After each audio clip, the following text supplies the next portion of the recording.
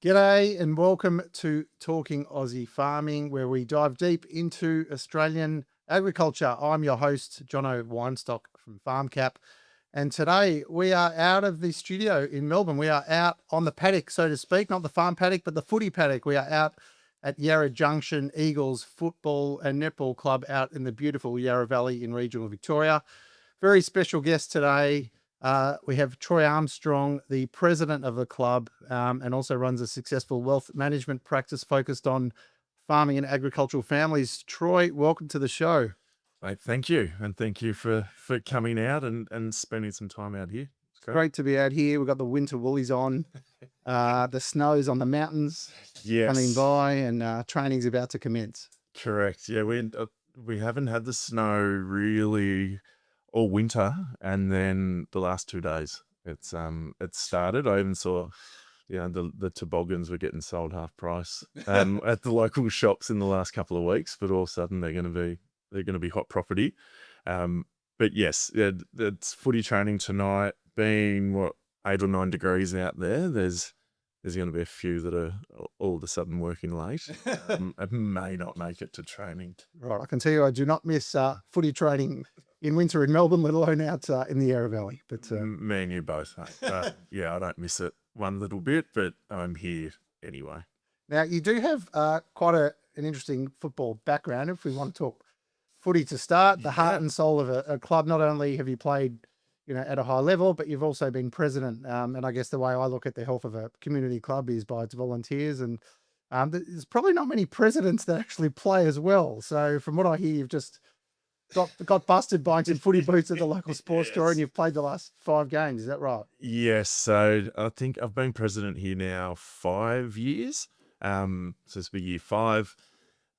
I've played all 4 years up until this year. My boots finally blew out at the end of last year, and I'm almost 40, so it's kind of about time for me to give it a rest anyway. And then we're up at Emerald watching my wife play netball the other week with the kids, and I think Puma sent an end of financial year 30% sale or something. So I grabbed a pair of boots, and all of a sudden I'm filling in for the twos for the last 4 or 5 weeks. So, and how does the body feel after 5 rounds of footy with what I heard minimal training? Yeah, very minimal training. Not too bad. Like, as I was saying to you before, that I've been lucky. I got to sit as the big slobby full forward for the first couple of weeks, and weekend just gone. It was a full 4 quarters in the ruck until I gave away a 25-metre penalty, so I had to come off for those 4 minutes. But yeah, body's not great, but as expected, I don't train a hell of a lot. Right, So. straight on the massage table of training. That's I think that's how it's done. Correct. Now, what about a call up to the ones? Any chance? I think there's 1 or 2 games to go. The ones are how are they travelling, and do they need help with big tall forward? They need help. I don't know if it's help from me, but they do need some help. We're going through a bit of a rough patch. We're sitting bottom again at the moment, so we unfortunately haven't won a senior game in a couple of years now, which came off kind of the back of a few years of success. So yeah, COVID kicked us in the backside pretty swiftly and hard, and kicked us hard as well. But I couldn't imagine they'll call up a almost 40-year-old for the last 2 games. Now, Troy, from what I understand, the club's got a lot of history. I saw a video of you interviewed recently discussing 120 years have ticked over and over 1,000 games that the club's put a team out on the paddock, which is probably one of the most historical clubs in Victoria, if not Australia. Tell us about some of that history, and you've been involved a long time too. Yeah. So, I would think I don't know all the stats of everywhere, but yes, I think 120-year-old football club would be up there with one of the oldest around.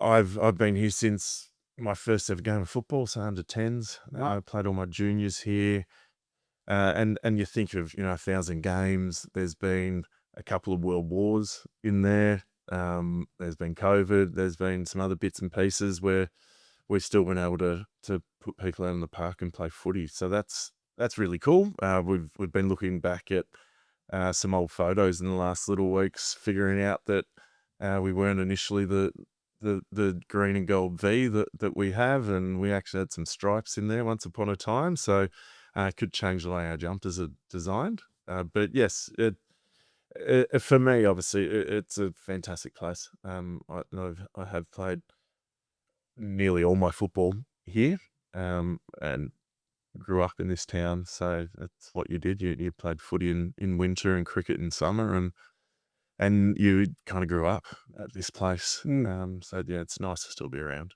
And it's amazing, the impact that a community sports club has on its players and community, and it's a testament to be around for so long. So I guess, what do you love about the Yarra Valley? You've grown up in the region, and country footy in particular, and I guess what keeps you coming back? Because many players, chase a bit of coin or move around, and Absolutely. and you've played at high levels. So what is it that keeps coming you back, and I guess what connects regional communities? Yeah, like I was that 18-year-old kid that, as I got to drive in a car and things like that, you were like, God, I can't wait to get out of the Yarra Valley and spread my wings and go elsewhere, because everyone knows who you are and what you're doing, and you can't walk down the street without talking to people. And I spent kind of 5 years interstate, and God, I missed the Yarra Valley. All of a sudden, you're doing your groceries and you don't bump into a single person that and I started to miss that quite a lot. So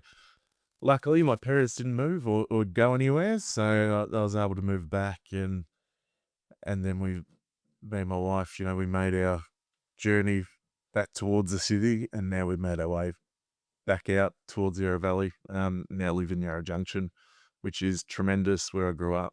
My daughter, she turns 5 today. She she gets to go to the kinder that I went to, and she'll go to the primary school I went to. Same with my son, who just turned 2 last week. And I've got my non-sport playing wife, has been playing netball here now for Okay, the last few years. So it's great. everyone's kind of uh, part of the furniture now, and it's great. I love it. Yeah, and what do you think are the biggest differences between playing country footy and just the nature of a community club versus a city club? Have you noticed anything in particular? Um, I think as you kind of get a little bit closer to the city, it it unfortunately isn't that community as such, where people have grown up and been a part of for such a long time. Yes, you've got the people that are rusted on and have been at the city clubs for a while, but they seem to just be that little bit more transient as well. You've got Mm. a 10 players out, 10 players in type of each year, and we do have that at times, but we've still got guys here that this is the only place that they've played football, Mm. and that's fantastic. Same with our netballers. We've got girls here that are 150 games, 200 games, that have been here for quite a long time.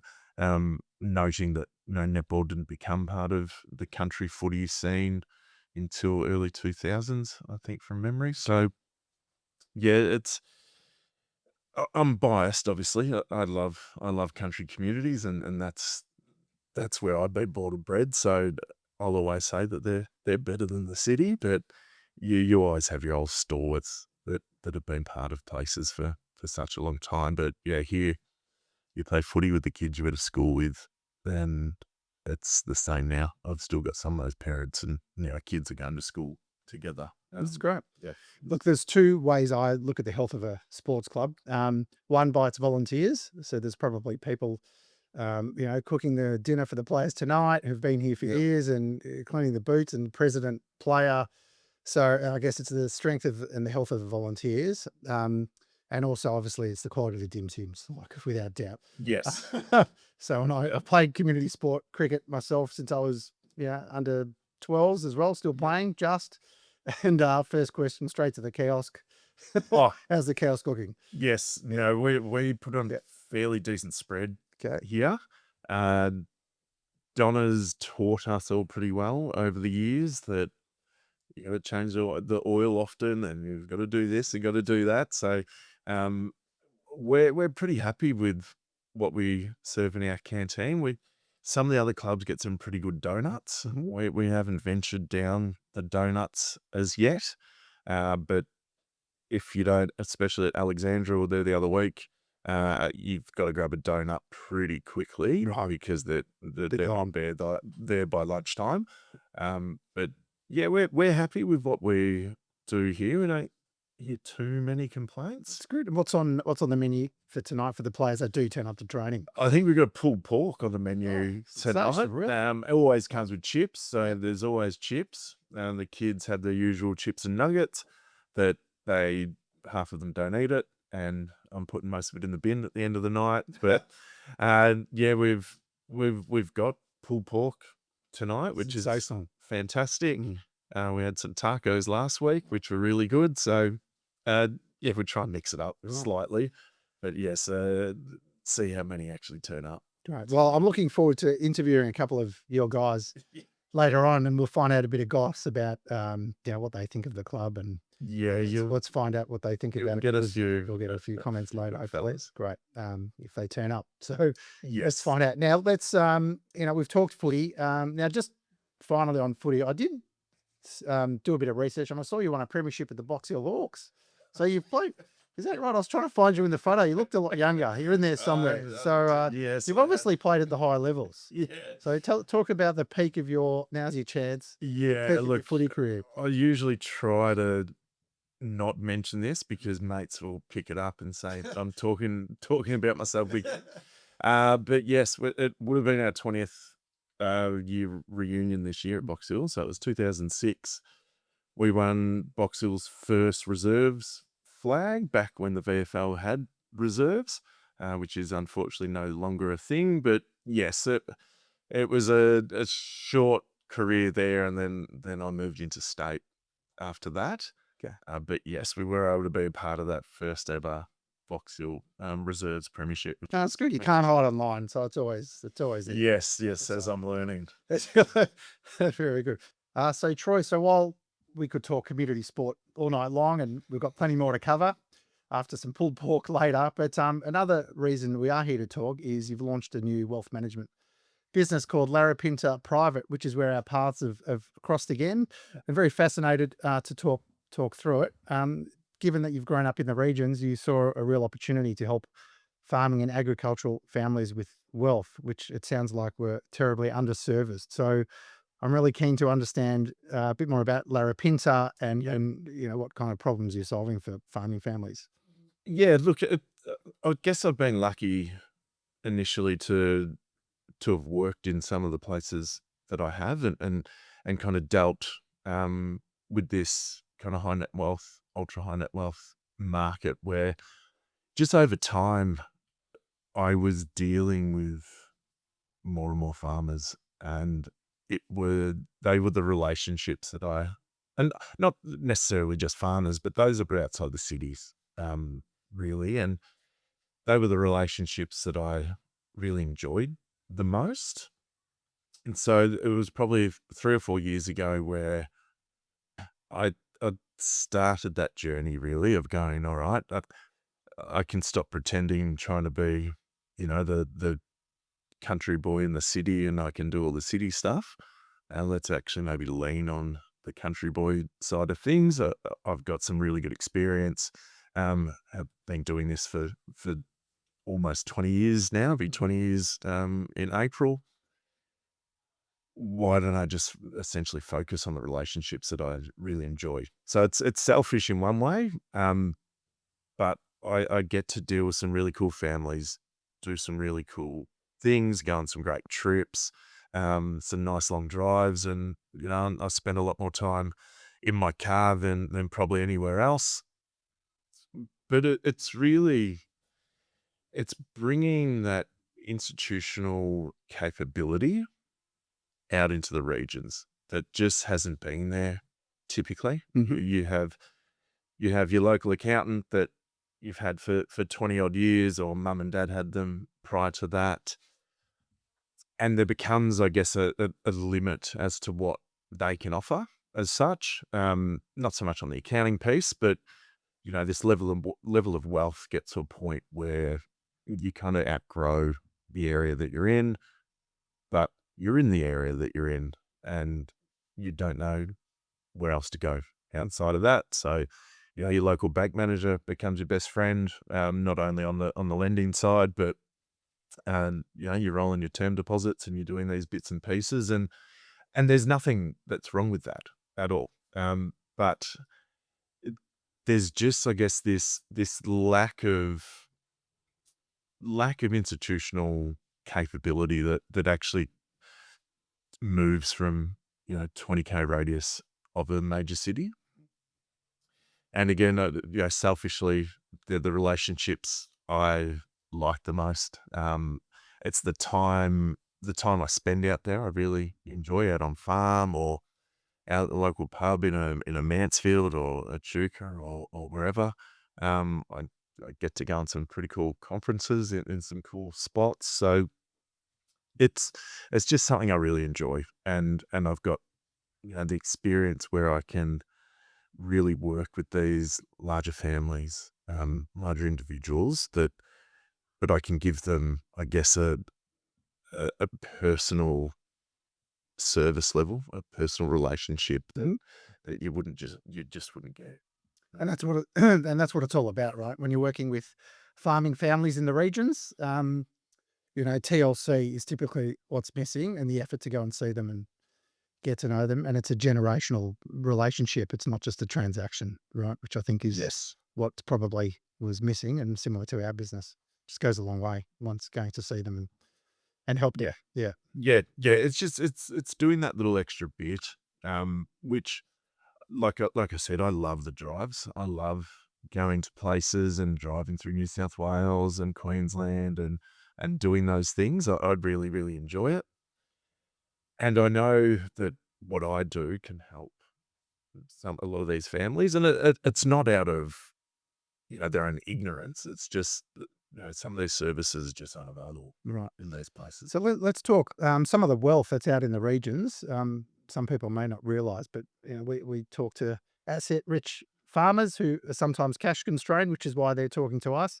But there's generational issues. They understand and probably have exposure to investments in agri as well. So I guess what are the types of challenges that these families are facing, and where do you think they like to allocate? Because when you put some foreign type of investment in front of them that they may not understand, I mean, it must be difficult. So I'd be curious just to understand, what are these farming families looking at, and understand what's the kind of appetite for business. Yeah, yeah. Ultimately, depending on your relationship, and some of these are 2, 3, 4 years until you get to actually work with the family. That they got to a point where they sold down the farm, or another liquidity event happened in there, and uh, they're, I guess, to a degree, happy to do what I think is best for them, especially when you do have that long-term relationship that's already there. But I think to kind of what you were saying, to going out there, going and sit with the family. It doesn't matter if they're farming family, regional or not, but bamboozling someone with the newest and brightest venture capital fund, and going through all those little bits and pieces. I think the industry, I think we like to sound really smart, and we like to sound that what we do is complex, and there's no way you could do it by yourself. And I don't think it does us any favors, as an industry. I think the simpler it can be for all clients, really, but just showing that there's other things out there, from term deposits and Aussie shares. There's actually other asset classes, there are other things to do. Your off-farm wealth doesn't just have to be the next rental property in Toowoomba.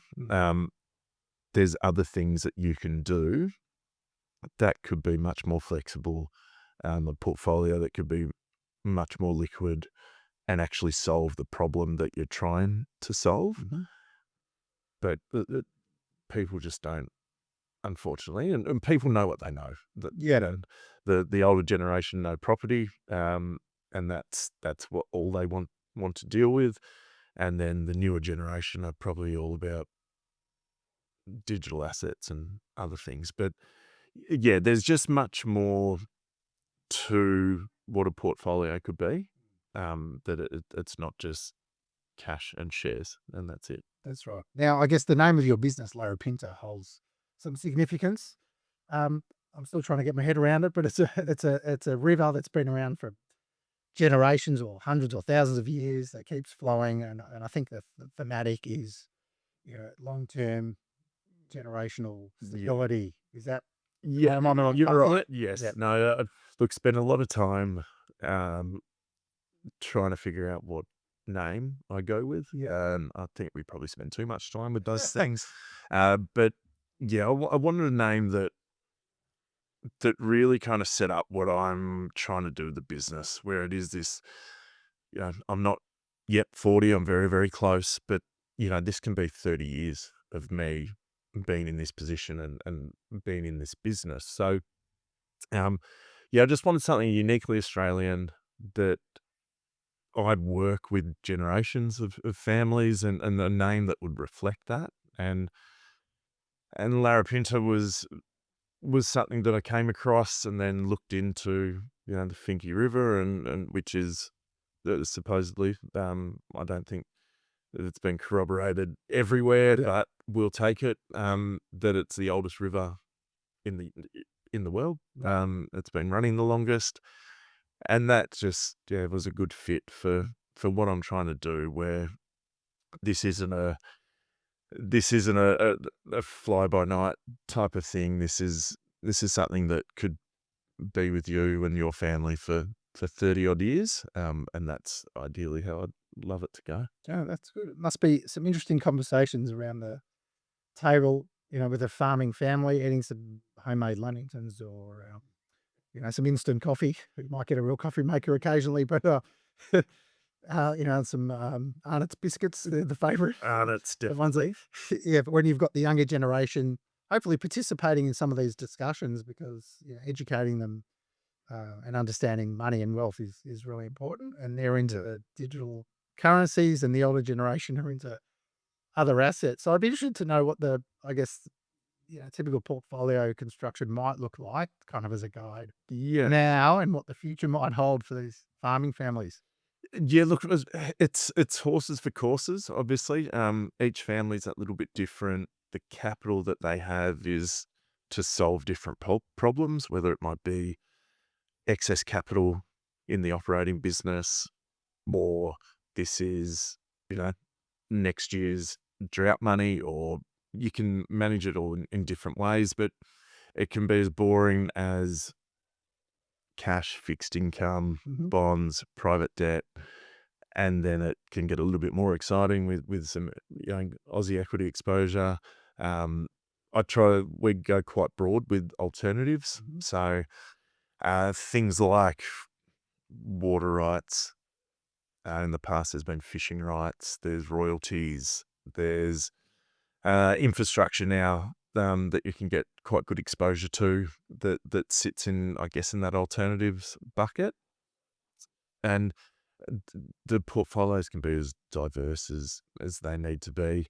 At times, you do get the younger the younger crew that'll say, "Oh, have you heard of this and heard of that?" And sometimes I haven't, sometimes I have. And that's kind of part of things anyway. Or you always get that, the neighbour's son has started this oil and gas business, and we want to get involved, and you hear all those things, and that's okay. Like, there's nothing wrong with that. No, but keeping people on track and focused towards the long-term objectives, which is preserving capital that, the older generations have built and retained over many years, I guess, is probably a key focus. Let's not lose it. Yeah, Downside protection, and still, some strong appreciation in you along the way, I'm guessing. yeah, And your job's probably to keep them in check.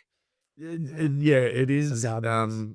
And look, we spend a lot of time on that kind of downside part to the portfolio and how we protect that, which we've obviously seen over the last few years, and this week is another example where the typical stocks and bonds bonds being the kind of the hedge against the stock volatility. They've dropped in unison over the last little while, and then this week we've just seen it again. But there's just other avenues to still get your income that you might be after, or get that downside protection where bonds just haven't been doing that bit. That's true. Well, we think we think boring is beautiful, as we know what we do. Yeah, and interestingly, I was on farm last week helping a farmer with a loan from us, and he said once I've sold my property, I'll be sitting on an abundance of liquid assets. How do I invest with you? So I say what I've just done for you is exactly what you'd be participating in. So that's common sense that they understand agriculture, they understand why farmers sometimes need money and what we do. So it's often a good fit Yeah. for farming and agricultural to participate in some high yield. So I guess our product may or may not fit some of your clients at some point in time, but it's interesting because a lot of our investors, we've had to educate them from the city about understanding rural and agricultural real estate, which is different to metro, which relies on a whole bunch of other risk factors, urban growth and things like that, versus the ability to grow food and fiber Yes. and food security. So part of our challenge has been educating city slickers about Yeah, the other way. yeah. So it's quite refreshing to speak to someone who understands how farming families think and operate. Yeah. Yeah, and that's I guess what I'm trying to push out to everyone too is, and boring is beautiful, and it certainly has its place in the world, and in an investment portfolio. Like it is probably there to be boring, to a degree. You're not wanting to lose that capital, but if it still moves uply, and towards the right, then you're doing the right thing. That's right. I actually don't think it's boring, but yeah, most people do. Private debt, private credit, lending. Not as sexy as the latest whiz bang thing, but I'm quite happy with the returns and sleeping at night. So that's the boring. Yes, and that's the bit you need. No, correct. So I can go and play cricket with my mates and not worry. Exactly, Exactly. right. Yeah. What's fascinating. Look, I guess where do you think your business is going? I guess in the future of wealth generation, if farming families, there's some generational shifts. What does the future hold for wealth management in your sector? Yeah, look, I think it becomes more and more prevalent. And looking at, I guess, the generation that is kind of coming out now in terms of selling down, or whatever it may be, there's quite a big gap, I think, between what are the 60 and 70-year-olds and then what's after that. There's not, a heap of, and I'm probably wrong, but I just think some of these larger farming families, there's the next generation are kind of in their 40s, ready to get it all done, ready to take over what mum and dad did, or what grandpa and grandma did, or but farming is that lovely little kind of cross section of where institutional capital comes in to this country, particularly from overseas, from Canada and the likes, and churches in the US, and they come in and want to spend a lot of money on Aussie farmland. That's right. Yeah. And that's, not too many other, I guess, industries as such can say that what they're doing is as attractive as what that is. So, that's probably brought forward a few retirements and things like that, where they have built up something that has been attractive to some of this institutional capital, and some people might be kicking their feet up and sitting in the sun a couple of years earlier than what they thought. That's true, and buy a hobby farm. But there's going to be there's going to be a massive transition of wealth from the next generation, and the challenge is if the younger generation don't want to stay on the farm, what happens next? And then you've got a wealthy younger generation who may like to invest outside of agriculture. So I think the next 10, 20 years could be quite fascinating to see. Yeah, The portfolio mix in 10 years' time uh, might hopefully it's still boring, but I Yes, think for the most part, it probably will. it But could look different. yeah, you never know. Yeah, well, especially just given the value of some of these farmland parcels and the businesses that they're building um, within these families, that the transition of wealth is massive. It's massive.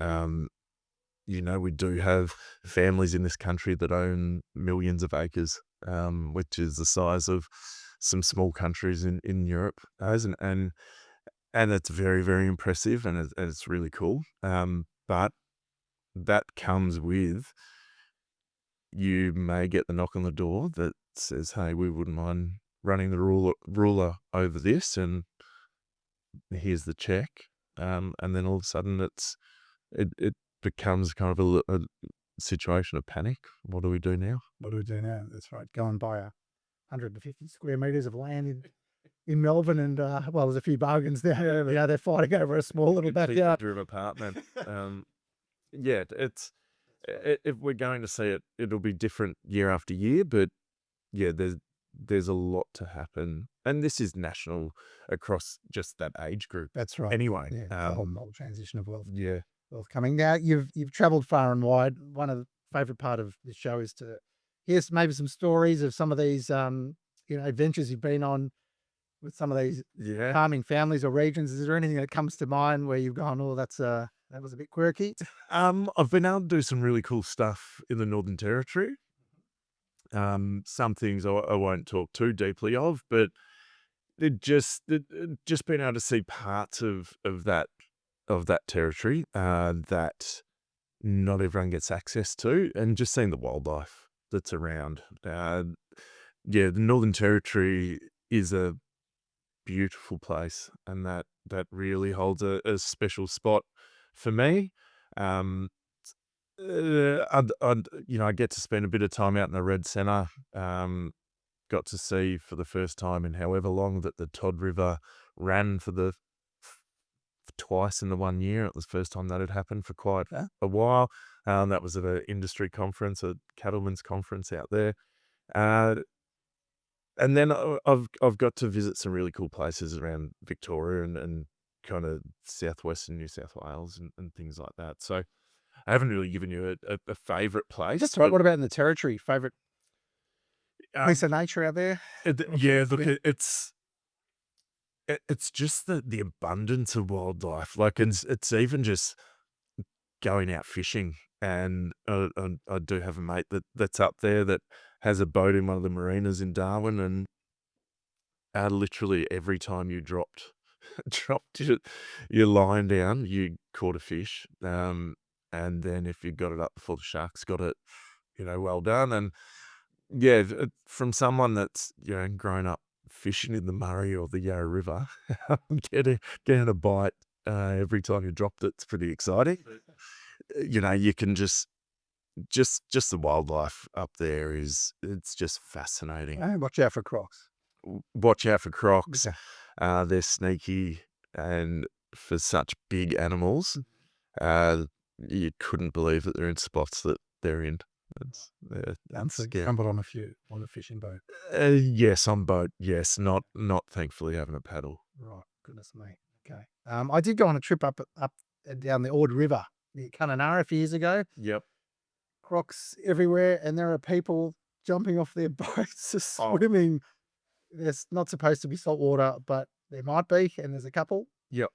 And I just can't understand how they do it. No, yeah, my wife was quite concerned that there was a croc in every puddle up there, and then I luckily didn't let her Google the places that we kind of went to and did have a swim in, and we had Soma was 2 at the time, and yeah, saltwater crocs can find themselves in some weird places. That's right. And some farmers even have a name for them in their backyard. They know who they are, and they're well familiar. Yes. They've been there for years. They're not going anywhere. Now back to the Yarra Valley, I guess some favourite, I was going to say favourite regions around Australia. I'm sure the Yarra Valley is probably one of them. But while we're here, I don't come down here enough. It's only an hour and 30 to 2 hours out of town. What are your favourite parts around here? And they're not paid. They're not paid sponsors. Yeah, no, they're not paid sponsors. I grew up as a lover of the local pub. Not so much the drinking culture of the local pub, but it was the place that everyone was at.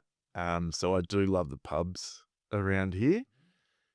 I'm quite fond of my football club, obviously. But yeah, out here, people know of the wineries, obviously, and those things. But who would have known that there's snow here?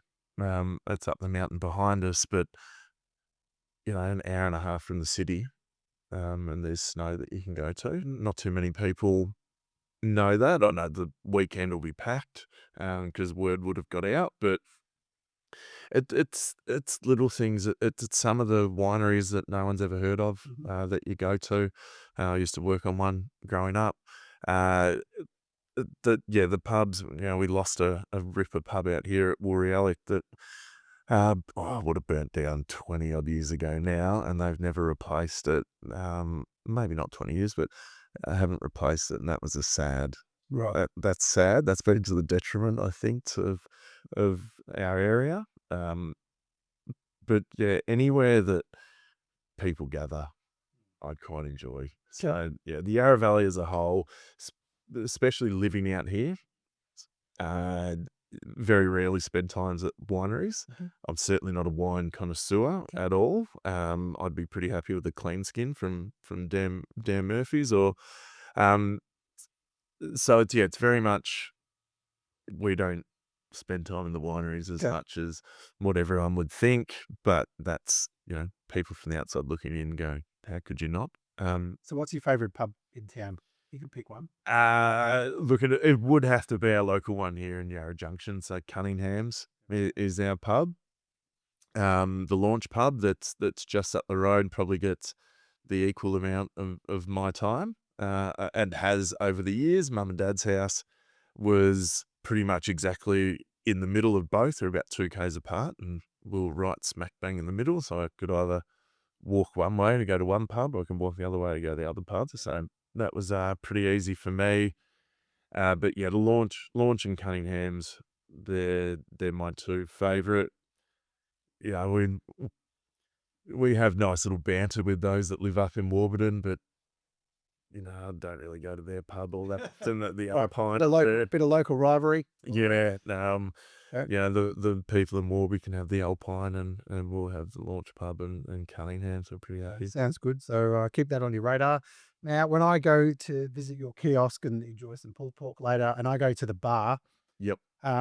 is there a selection of wine, or is it I'll grab a Carlton draft or a VB? What's the? Yeah. Keep in mind we've got football, cricket, and netball, so we've got to cater for everyone. What are the top 2 or 3 sellers? Would you say? It's definitely still beer. I would think the mid strengths have just taken over. Until Carlton Dry brought out their mid strength this year, it was Great Northern. Yeah. But the Carlton Dry mid strength has just gone bananas Right. of late. Funnily, we actually don't have a lot of wine. We are sponsored by a winery, but we don't have a lot. There's only kind of 1 or 2 girls that drink. They're more bubbles than they are just wine.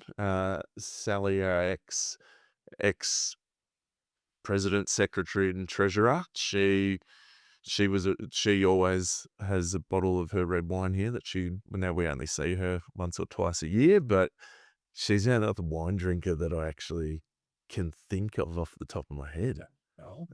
Just keep it simple. Yes. Yeah. Nothing's changed in country footy. Just I'm sure you get a bit of a crowd down on match day, and what kind of numbers are you seeing? Like for a team who's, to be fair, struggled to late, are you getting decent numbers down to the local ground on the weekend? Yeah, look, we're still probably ticking over. If I go off what we make through the gate, so $10 a person, kids under 16 are free, the oldies are $5, and we've still probably got, and it doesn't sound super impressive, but we've still really got 300, 400 coming through the gate on a Saturday. So it's not huge, but there's still And I actually think we've seen a tick up with crowds. Now, Troy, to get 300 or 400 people down to a local sporting game on a weekend is remarkable. My cricket grand final, looking around, my missus, wave, grandpa, that's about it. Crickets and no kiosk because there's not enough, not enough interest. So, that's nothing to be scoffed at, 300 or 400 people, and charging and making a buck out of it. So, I think it's a testament to, I guess, connect the local community. Yeah. Week out. I think since COVID, it's probably really been the first year that we're getting back to some sort of normality of what was 2018, 19. Yeah, it's picked up, which is good, and it is still the place that you find everyone at on a To Saturday. win or lose, look, it's not really about the footy. It is a little bit for your diehards. So, and if you won a few more games, I don't think you'd be ticking over 1,000 spectators. You never know, maybe for a grand final, but potentially, and that'll help, create some more cash to probably pay some more players and get you up the fresh. Yeah, and also, if anyone's moved locally and wants to come and play some local footy, come on down because we need a bit of help. But it's more about winning games, I guess. Connecting guys who've been in the region for years. Yeah, Is important. And you see some of these clubs go and buy players, particularly in the country leagues. I've got a couple of mates who are playing their first season or two, driving 3 hours each way from the city, and a bit of extra pocket money, which is a big deal where they're at, in their early 20s. But it's the authenticity and the heart and soul of a club can change when you get fly in, fly outs in footy clubs. Yeah, it can be make or break really for footy clubs that do that. We've tried our best not to kind of buy players in. We could, but we don't want to because it just kind of upsets the joint a little bit. Particularly if you're not winning premierships and all of a sudden people start asking questions and figure out, spend all this money and you're not tearing the competition apart. But yes, it's a part of country footy, unfortunately. You get your big sponsors, you're typically your big farmers or something that throw in a bit of money, and all of a sudden they can buy a couple extra players. That's true. Look, I've got a strong view on paid players. I've played community sport, and to be fair, I did actually play one season overseas.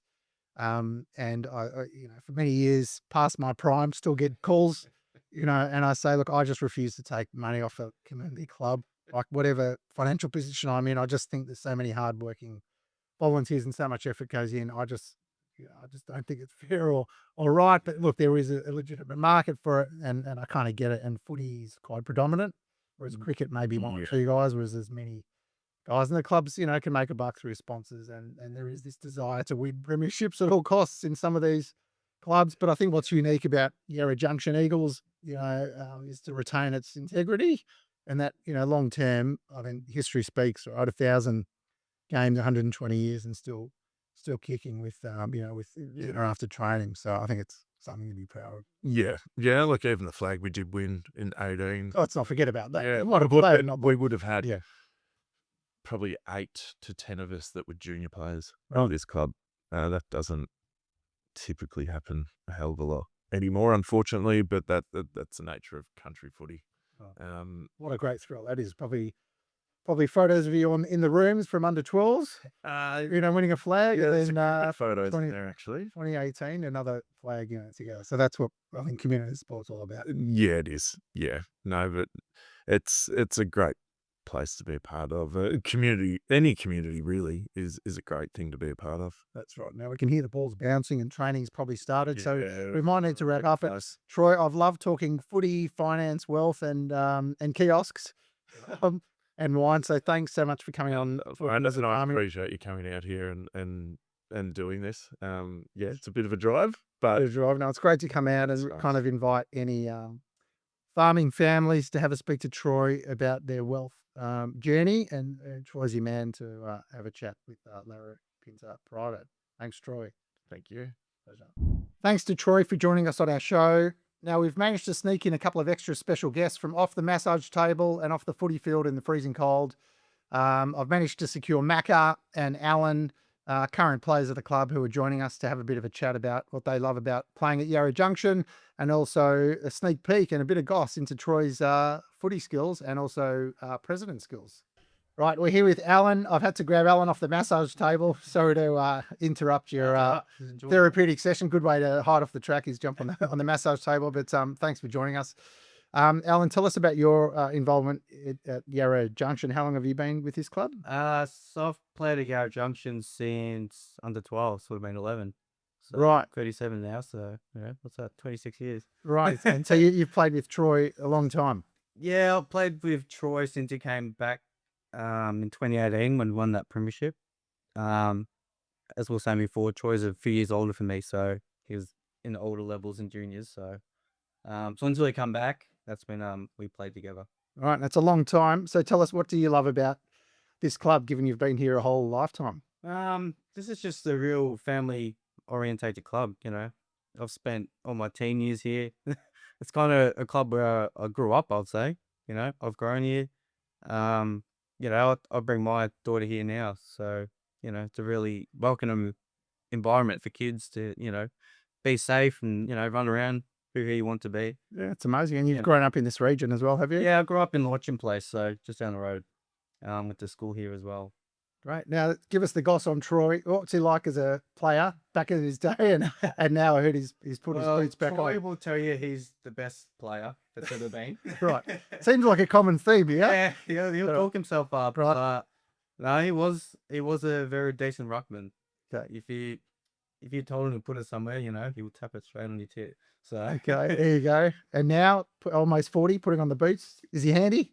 yeah, he's played a few games this season just to fill in, but he doesn't move like he used to. That's for sure. He's might be a little bit heavier. Right. Yeah, he doesn't seem to move much at the centre square. So Okay. Now, he does a lot for the club as pres. How's Troy going as president? I think he's doing great. He put his hand up when no one else did, and when Junction's at its low, he's been there trying to push the club through, and he does all the little jobs around the club that no one else even notices that you have to do. So yeah, he's been great as a president. No, that's the role of a pres, isn't it? Taking the bins out when no one else will do it. Yeah, all the little stuff. Unrewarded things. Yeah, totally. Thanks, Al, for joining us. No worries. Thanks, Alan. Awesome. Thanks. All Thank right. you. Here with Macca from the Yarra Junction Footy Club. Macca, thanks for joining us. Thanks for having me.